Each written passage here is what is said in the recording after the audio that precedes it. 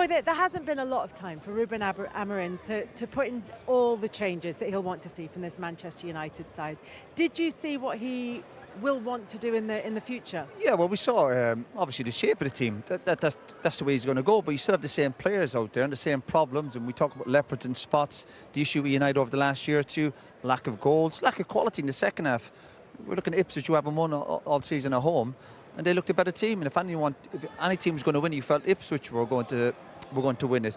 So I think it's his first game, a lot to take in. It's been a mad week or two for him, but I think ultimately he'll be disappointed. I think again with the lack of quality in the final third for Man United, and towards the end of the game, if anyone was going to win it, I thought it was going to be Ipswich, which is a big concern. Roy has described Manchester United at times this season as a team of moments. They're looking for consistency. Does this look like a squad who can get to those levels of consistency? Well, I think, you're spot on with the moments comment, because I think that what I haven't seen in this Manchester United team for a long time is like relationships.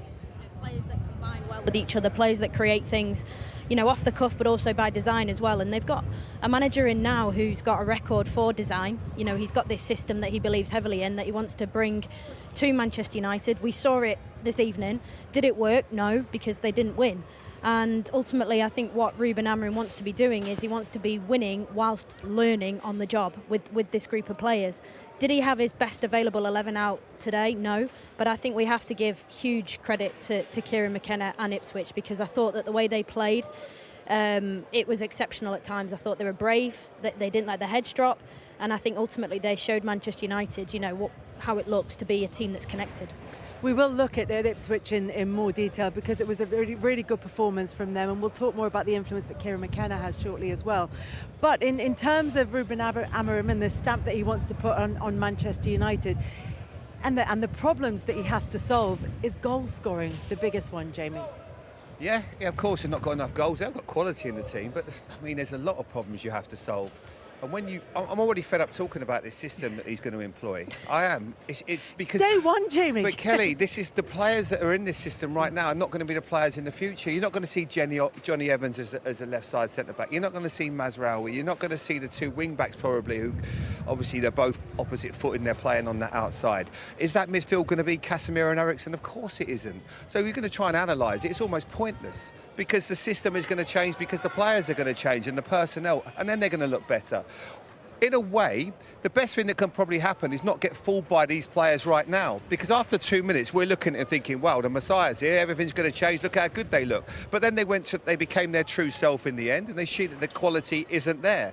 So this is going to take time. It's going to take new personnel. He's going to have to figure it out. He's going to be changing the team probably week in, week out, searching for who is going to be the right people in this system. And once he gets that, then he has a chance. But right now, you couldn't pick the team that's going to be there in 6 months, because you don't know who's going to fit into what he wants. Yeah, there are a lot of players in that side who, again, to go back to the point, have moments of quality in them. Are there enough players in the squad who have quality consistently? No, that's the big problem. Again, this team for last year or two, it's all about moments. We saw with the first goal after the minute, you think, well, listen, great start, a bit of quality, a bit of pace, nice finish from Marcus, getting into the areas you want him to be. And then United just sat back and you're going, you almost feel like, what are you waiting for? What are you waiting for? Ipswich are a team near the bottom, obviously on the back of a good result at Spurs, but the home record not great. Go after them as if United are almost fearful of going on to win the game. The manager obviously made lots of changes in the second half, and to be fair, you're thinking, listen, he's obviously trying to win the game and he's still trying to get to know these players. But I suppose at United, the position is the league, their results, they probably maybe lack that confidence and belief. But do I believe this group of players have the quality to start getting Man United back up towards top 4, top 5? I've been saying it for ages.